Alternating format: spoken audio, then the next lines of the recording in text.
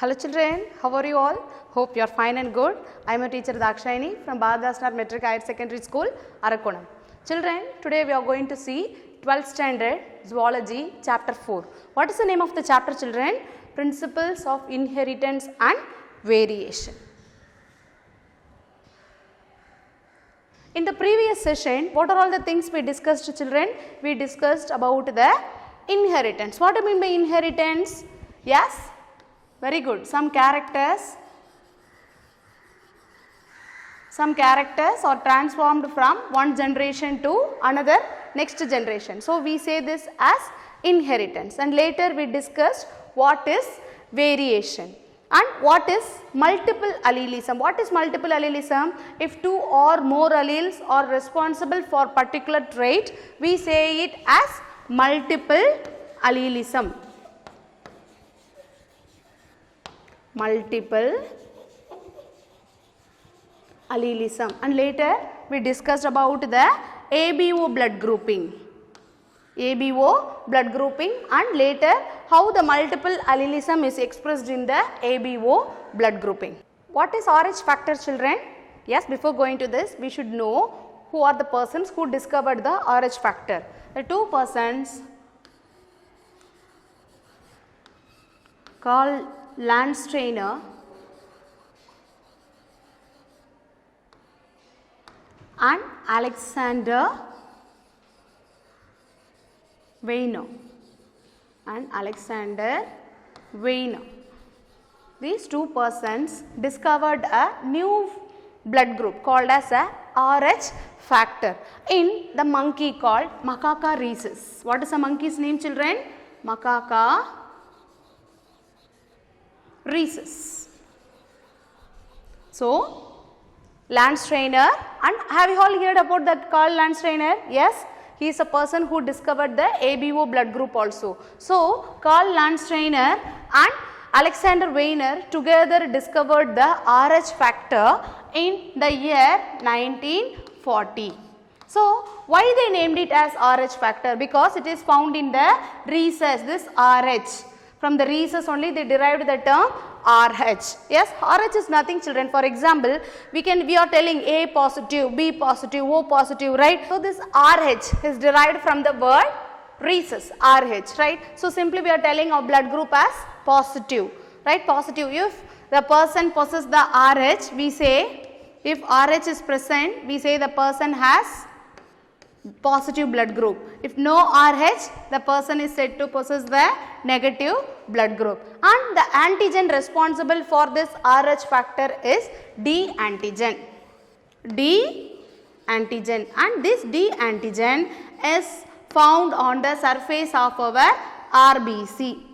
For example, if a person with a blood group, if he possesses the antigen for A antigen as well as the antigen for D antigen, that is for RH, we can say the person is A positive because A antigen is present as well as the D antigen is present. So, we can say the person has positive, that is RH factor. So, this RH factor mostly it is a dominant majority. If you hear, majority of the people will say they are the positive blood groups. So, we say the negative blood groups as a rare blood group. So, the many of the individuals possess this RH factor. For example, if a person with RH negative, with a person with RH negative, that is if he does not have the RH factor, and if he gets a blood from RH positive person, right. So, normally what happens in our body, the D antibodies, anti-D antibodies are not produced in the normal individual, but when a person with negative blood group is exposed with the positive blood group, that time what happens, the D antibodies are produced in the person's individual. So, this happens only when a negative blood is exposed to RH positive, and if the RH factor, if the RH negative person donates the blood to RH positive, such condition is not noticed.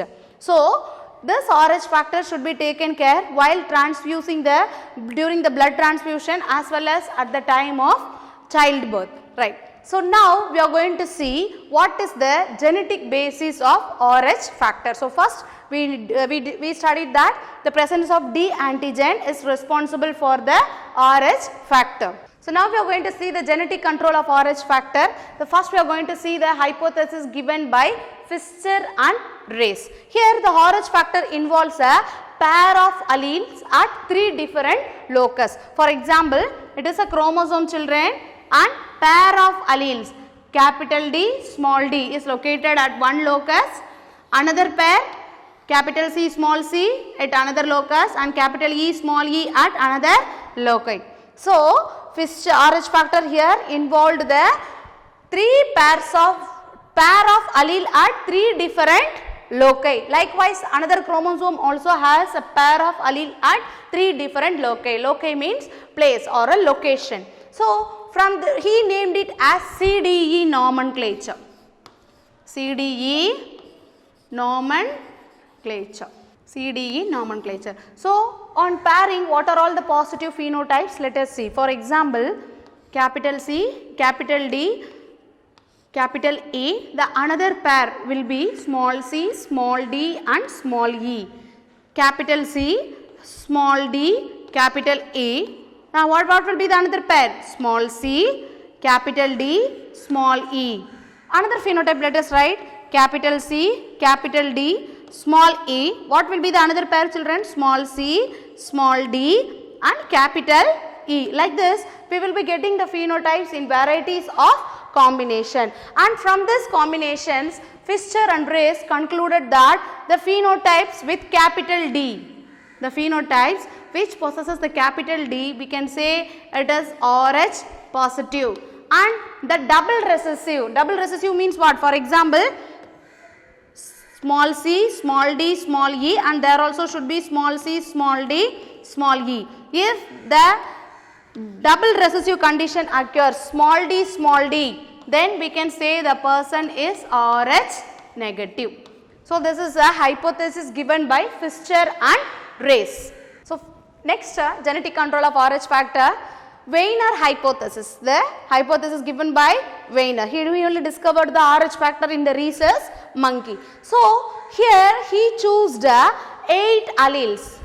He chose 8 alleles at same loci. One difference, children, in Fischer and Race, pair of alleles at 3 different locus, but here 8 alleles at same locus. And here what are all the combinations? He crossed many phenotypes, and the possible phenotypes were there, and the phenotype capital R, the persons with the phenotype capital R, we can say the person is RH positive. And double recessive, for example, small r, small r1, R11, and RY. So this double recessive condition and all these phenotypes possess the RH negative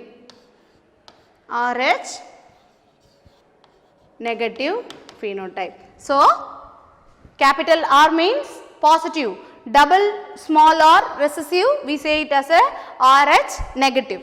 So now let us compare the ABO blood grouping systems given by Weiner as well as Fischer.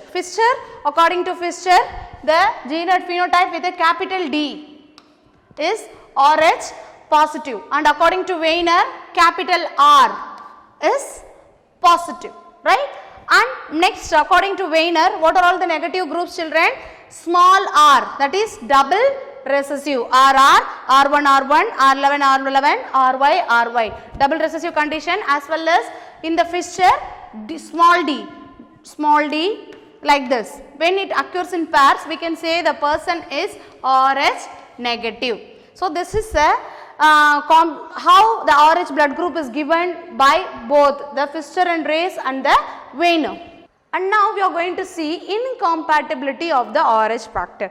Actually, the RH factor is not a great issue, children, but when the mother is RH negative and the father is Rh positive, there is a possibility for the child of bearing a positive blood group. So just imagine when the child is positive and the mother is negative, the first child is not affected, because what happens at the time, there is no blood connections between the mother and the child. They have the maternal and the fetal blood is separate. So the first child is not facing any problem. But at the time of delivery, what happens?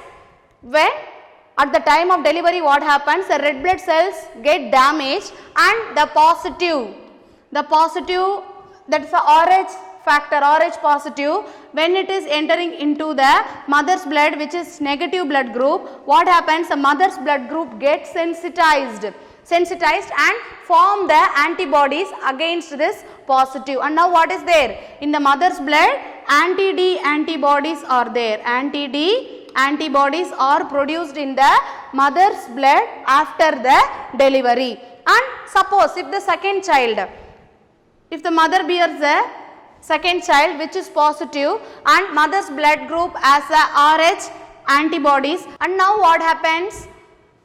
The Rh antibodies present in the mother's blood when and this antibodies, that is immunoglobulin G antibodies, they have the capacity to cross the placenta. They cross the placenta and reach the RBC of the fetus, and already in the fetus RBC what is there? D antigen is there. When D antibodies are exposed to it, the RBC get destroyed and the fetus is affected by severe anemia. So just, and it causes the disease called erythroblastosis fetalis. What is erythroblastosis, children? Erythro refers to RBC. The RBC of the fetus get destroyed, right? And here just look into it, it is a first pregnancy. What has happened? The Rh at the time of delivery, what happens? The fetal blood get exposed to the mother's blood and mother's blood form, what happens now? The mother's blood forms Rh antibodies against the fetus. And when the second, at the time of second pregnancy, what happens? These antibodies enter into the blood of the second child and destroys the RBC, and the child suffers from severe hemolytic anemia, severe jaundice. So this condition, erythroblastosis fetalis, we can also call this as a HDN, that is hemolytic disorder of newborn. So it is a 3-mark question, children. What is erythroblastosis fetalis or hemolytic disorder of the newborn? So is there any prevention for erythroblastosis fetalis? Yes, the prevention is there. So when the mother is negative and the fetus is positive, so at the time of pregnancy, that is at the 28th and 34th week of pregnancy, the mother can be administered with anti-D antibodies. Anti-D antibodies, or immediately after the delivery, the anti-D antibodies can be administered to the mother. So what happens now when it is when this anti-D antibodies are administered in advance, it develops a passive immunity. It develops passive immunity in the mother's blood. So the Rh antibodies are prevented from entering into the fetus. Thus the fetus, the second child, can be saved, and this has to be administered at every pregnancy of that mother. So is there any prevention for erythroblastosis fetalis, children? Yes. Now let us recap what are all the things we studied, children. We discussed what is Rh factor. What is Rh factor? Rh factor is obtained from the monkey Macaca rhesus. And who discovered Rh factor?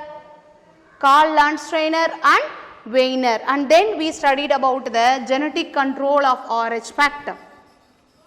Genetic control of Rh factor, and in that we studied about the, what we studied? We studied about the hypothesis given by Pfister and Brace,